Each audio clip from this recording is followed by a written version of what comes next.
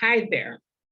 My name is Taville Beckford, and this is the latest episode of The One Problem. There are tons of problems in the world, but today we're tackling one. Why get overwhelmed? Today, my very special guest is Sophie Gray. She is the founder of DiveThru. Over to you, Sophie. Hello, everyone, and thank you so much for having me. So I love this very targeted conversation around one problem that we can talk about today. So why I came on and what I want to talk about is the problem of being disconnected from yourself.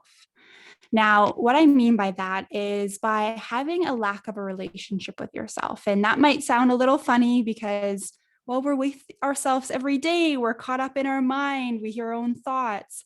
But we also have this constant kind of avoidance of what's really going on and really who we are and what we're doing and how we're feeling. We might feel, we feel anxious, but when was the last time you noticed a feeling of anxiety, or you noticed a feeling of overwhelm or depression or whatever it might be, and you actually asked yourself about that feeling, and you actually explored that feeling and connected with what's going on with yourself? So I like to, share a little bit a background of why I'm so passionate about this, being disconnected and building this relationship with yourself, was because I know what it's like to not have that, where you feel like you're constantly running from what's going on within your body, within your mind, where you constantly feel like you're shoving those things down. You're fine, everything's fine, it's okay, I'm all right, when the reality is you're not. So I ended up having a big blow up in my life because I was constantly pretending I was fine. I was constantly running from myself, running from how I felt, and really didn't have a relationship with who I was whatsoever. So I had built a large social media following of over 500,000 people when I was newly 18, 19, and I had had an entire childhood of mental health concerns and problems, of anxiety, of depression, self-harm, attempted suicide, that I just swept under the rug. It was fine. It was gone. It wasn't going to be a part of my life anymore. And I built this large audience around looking a certain way, around having a certain body type, around working out and taking care of your body. And I want to say with air quotes, because, the reality was I was very much not taking care of myself. I was focused on the wrong things, and I was focused on what other people thought I should be doing, what other people thought I should look like, what I need to accomplish, all of these very external factors that I was using to inform myself on how I felt about myself, and using those external factors as this measuring stick. And, at the end of the day, when I would close my eyes, I was filled with anxiety, and I was filled with just feeling awful about who I was. And I ended up I was traveling for work, and I had a panic attack on an airplane. And I ended up having to do a cross-country drive, a 38-hour drive.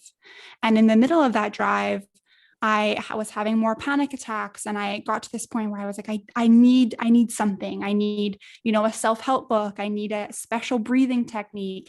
I need something to help me, overcome these panic attacks.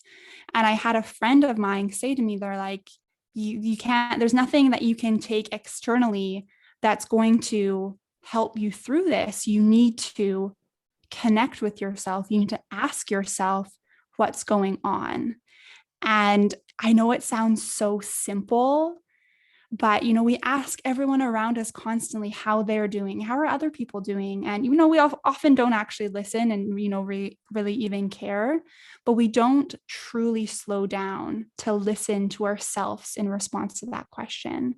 So I had this panic attack. I was driving, and I was like, okay, I finally need to turn inward, whatever we want to call it. I need to reflect inward and truly see what's going on in my mind. Why am I having these panic attacks? Why am I struggling so much? And I swear it was kind of like, those old timey movies where I saw this entire montage of my life, whatever it's called, where I saw all these times that I had turned away from myself, when I had cared more about what a kid thought of me on the playground, or an expectation from school, or this accomplishment in my professional life.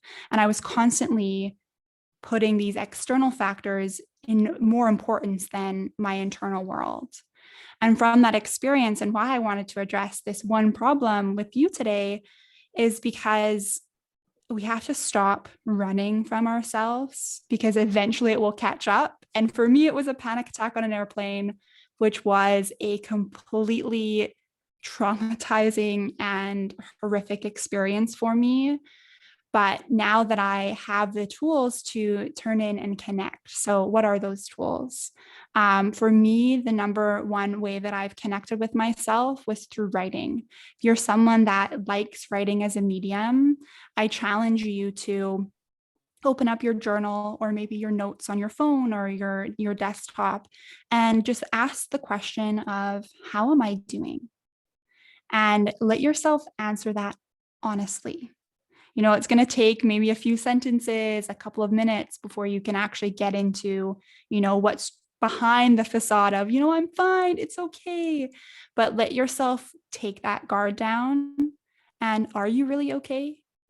And it's such a cliche to say it's okay if you're not, because it's really terrifying to truly admit when you're not doing okay. That's why we run. That's why we choose to not even choose. That's why we are disconnected from ourselves. A lot of the time it can be, the way that we grew up and how we were taught to express our feelings.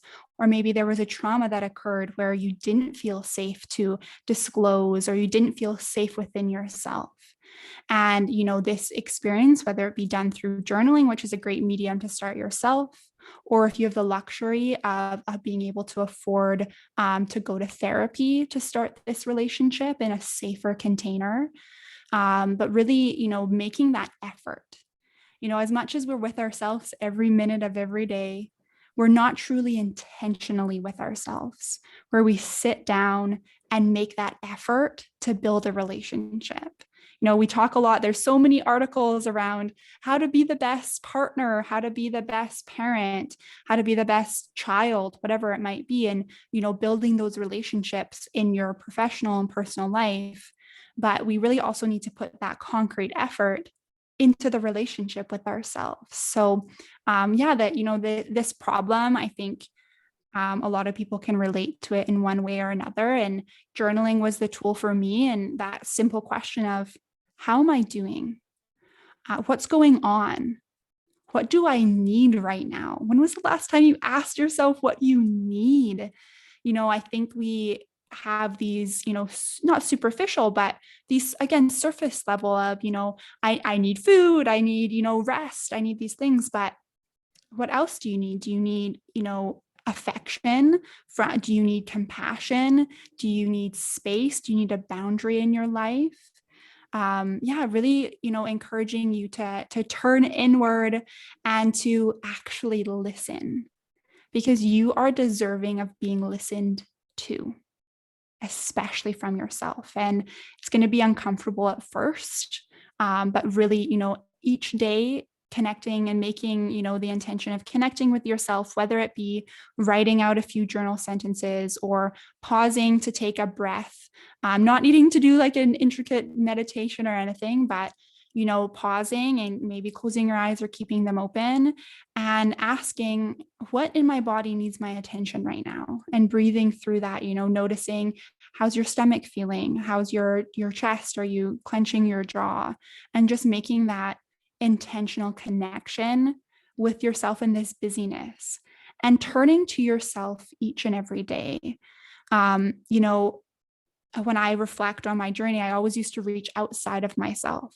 And it's wonderful to reach out for therapy, for medication, whatever that might be, but start by reaching inward and building that connection by knowing that you're a person that deserves to get to know yourself, and that you really deserve that connection with yourself.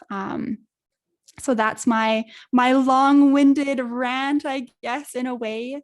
But if I could really summarize what I'm getting at here is you are someone that deserves to be seen and heard in your entire life, but especially by yourself. And that's something you can give yourself, whether it be through journaling, whether it be through going through therapy at first to start that relationship, or whether it be through breathing or exercise, mindfully engaging in your life in any way. But knowing that you're someone worth getting to know and that how you're doing truly matters. And it's something to connect with every single day. And I think that's all that I have. So I can hand it back over to you or any follow-up questions or anything. Okay, so thank you so much, Sophie. And if I can summarize, it's about self-awareness. Mm-hmm. And the thing that came to me, know thyself.